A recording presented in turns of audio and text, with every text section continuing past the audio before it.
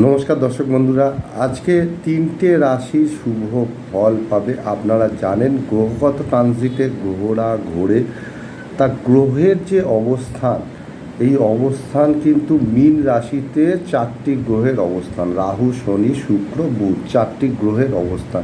তা কোন কোন রাশির শুভ ফল প্রদান করবে বর্তমান সময়? বৃষ রাশির শুভ ফল প্রদান করবে, কারণ বৃষ রাশি থেকে এই ঘরটা একাদশতম ঘর। তাই বৃষ রাশির সুখ প্রদান করবে, শুভ ফল, সাকসেস, সাফল্য সবই প্রদান করে থাকবে। মিথুন রাশির শুভ ফল প্রদান করবে, মিথুনের ঘর থেকে দশম ঘর, কর্মক্ষেত্রে অগ্রগতি, শুভ ফলই প্রদান করে রাখবে। আর 3 নম্বর রাশি হচ্ছে তুলা রাশি। তুলা রাশির ষষ্ঠ ঘরে এই চারটি গ্রহের অবস্থান শুভ ফলই প্রদান করে থাকবে।